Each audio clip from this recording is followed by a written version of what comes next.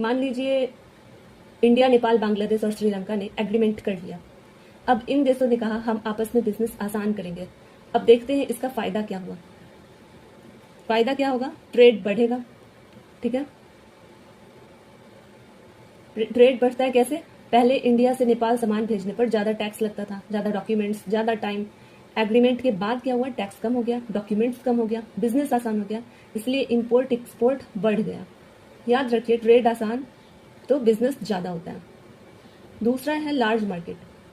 पहले Indian company सिर्फ India में प्रोडक्ट बेचती थी। एग्रीमेंट के बाद वही कंपनी नेपाल, बांग्लादेश, श्रीलंका प्रोडक्ट्स बेच सकती है सभी देशों में। मतलब कस्टमर बढ़ गया, सेल्स बढ़ गया, प्रॉफिट बढ़ गया। इसी को लार्जर मार्केट बोलते हैं।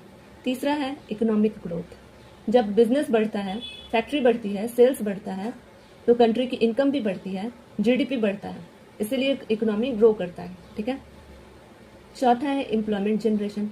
कंपनी का बिजनेस बढ़ गया, अब कंपनी को चाहिए वर्कर, मैनेजर, ड्राइवर, इंजीनियर, सब चाहिए, नए लोगों को जॉब मिलती है, एम्प्लॉयमेंट बढ़ता है। ठीक है। पांचवा है फॉरेन इन्वेस्टमेंट। दूसरे देश की कंपनी सोचती है यहाँ मार्केट बहुत बड़ा है, तो वो इंडिया में फैक्ट्री खोल देती है। जैसे सैमसंग, टोयोटा, हुंडई फैक्ट्री लगाती है इंडिया में, इससे इन्वेस्टमेंट बढ़ता है। ठीक है। छठा है बेटर क्वालिटी प्रोडक्ट्स। अब मार्केट में कंपटीशन आ गया।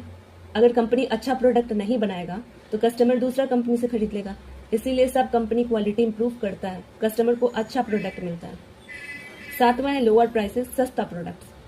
कंपटीशन बढ़ने से कंपनी प्राइसेस कम करती है, टैक्स भी कम है, इसीलिए कस्टमर को प्रोडक्ट सस्ता मिलता है, कंज्यूमर को फायदा होता है। आठवां है बेटर रिलेशन। जब कंट्रीज रोज बिजनेस करती है, रोज बात करती है, एक दूसरे की हेल्प करती है, तो फ्रेंडशिप भी स्ट्रांग होता है। ठीक है। इंटरनेशनल रिलेशंस इंप्रूव होता है इससे। इसका इजी ट्रिक से याद कीजिए। एग्रीमेंट हुआ पहले, सबसे पहले, फिर ट्रेड बढ़ा, बिजनेस बढ़ा, कंपनी का प्रॉफिट बढ़ा, फिर फैक्ट्री बढ़ी, जॉब्स बढ़ी, इकोनॉमी